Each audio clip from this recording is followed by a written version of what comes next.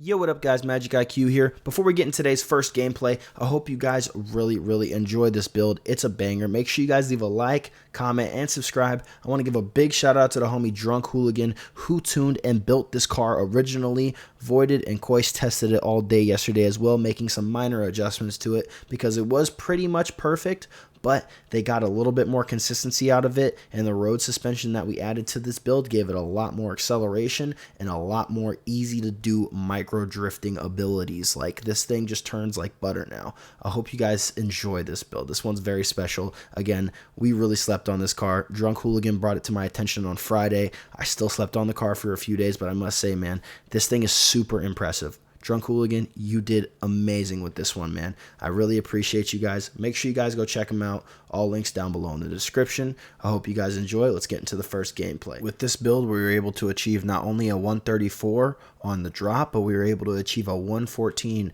on Windy City Sprint that you guys will see at the end of the video. I hope you guys enjoy these gameplays. One at the beginning, one at the end, and I'll see you in the build video. Later.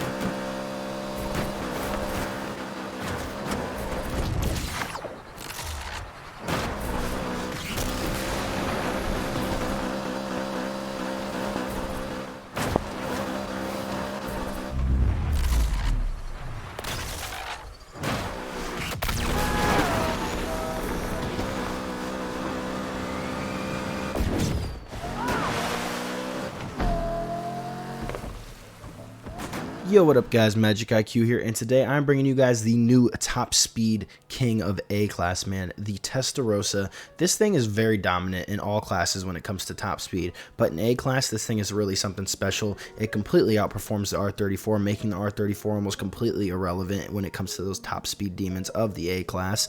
It has that mid-range that you just wish every car had.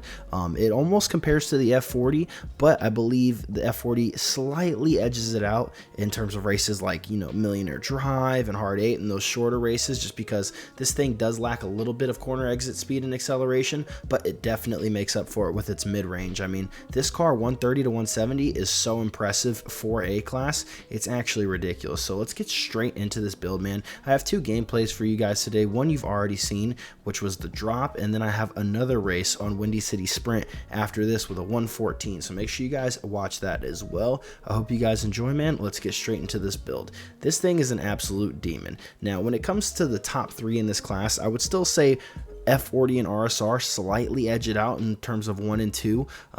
I actually put it at number 2, but Voided and a couple other guys still think the RSR is a little bit more consistent, just because of how quick that car is. I mean, it's right there with the F40, just a few seconds off. I think this thing has the number 2 spot simply because of the consistency of the vehicle. I think this is one of the most consistent cars in the class. It does have a slight bouncing issue, but certain lines can be taken to avoid those issues. You just have to really learn how to drive the car. This car is a second gear launch before we get into everything, just to let you guys know. So you will want to launch kind of in the middle of the green bar and step on it. Very weird timing with accelerations on launches. I've actually seen that depending on where you launch the car in the green meter, it'll actually give you a different kind of launch. So you'll have some launches where the car bogs and instantly picks back up, or you'll have some perfect launches where you kind of spin the tires and it helps the car accelerate better, especially when it has longer gears. Now, getting into the engines here, this will come as a little bit of a surprise, but we're using this 4-liter V8, man. The 414 brake horsepower 4-liter V8 to be exact. Comes stock with about 414 brake horsepower. We're pushing 473 brake horsepower out of this thing. We're also pushing 332 foot-pounds of torque, a quarter mile of 13.2 seconds for you automatic guys, and a 0 to 60 of 5.1 for you automatic guys. Now, I will say this thing is very nice for automatic players because of how long the gears are. It makes it very easy to drive in automatic, so this might be a new favorite for some of you auto guys. Top speed is 172 as well. Now, when we get into the parts here, as you guys can see, we're running sport pretty much for the most part here. When we get into the parts on this engine, sport induction, sport ECU, sport fuel system, which kind of makes this a budget build in a way, except you do have to pay for the swap. The two things we are purchasing when it comes to engine parts is a Pro exhaust as well as a Sport Roots supercharger. We leave the stock sport bottle of nitrous on there. We opt for Elite road suspension. Now, there is a setup on this car where you can opt for a regular suspension and go for a gold induction, which gives it about 483 horsepower, I believe. But the problem with that is the micro drifting and the turning on this car and the bouncing just gets way worse. The suspension being road makes it a lot stiffer, and just because you have those higher power numbers with the regular suspension, I'm gonna actually show you guys the setup real quick. It just doesn't, edge out the road suspension, and I've kind of started to realize that with a lot of builds where if the car's not stable enough, hence the F40 I think is actually stable enough. But see, you lose about 12 horsepower when you switch to the road suspension, but even though this has more power, it's just less consistent. And you see the stats right there, 485, 339, still at a 209. Let me move my face cam so you guys can see that. But the build's just not as consistent set up this way. Hence, we opt for the Sport Induction, the Pro Exhaust, and the road suspension. Now, getting into the tires, obviously we're using Elite grip tires here with the stock Sport brakes. We're using a Sport stock clutch on this car with the 4-speed gearbox.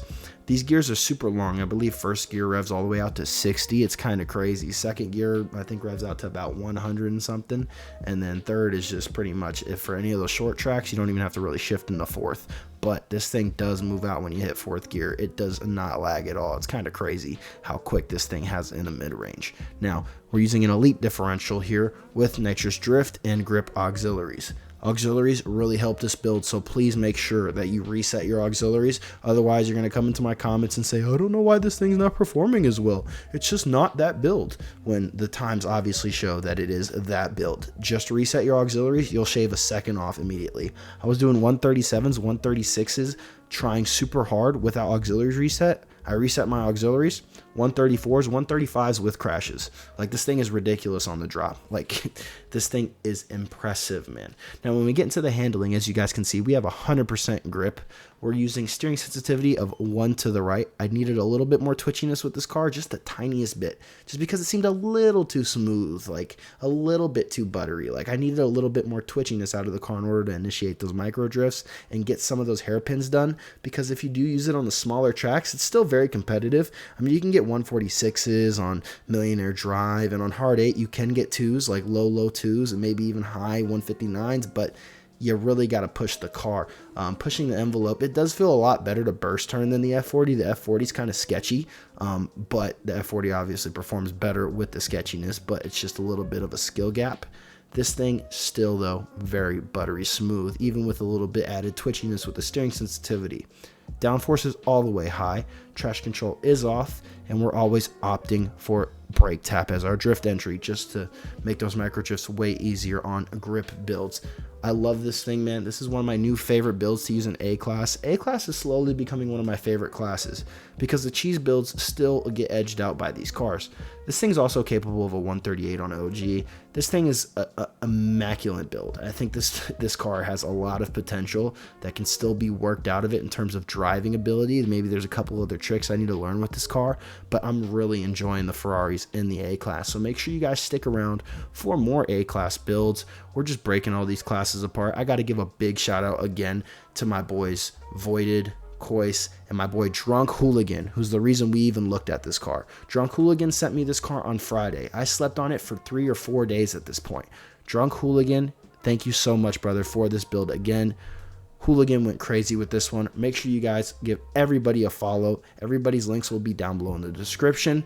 We made a couple tweaks to the build. Hooligan originally opted for that regular suspension build, but to make the car's drivability a little bit better, hence increasing the time, increasing the acceleration, and increasing the turnability of this vehicle and handling, we opted for the road suspension and made some minor tweaks to make the car even faster and quicker.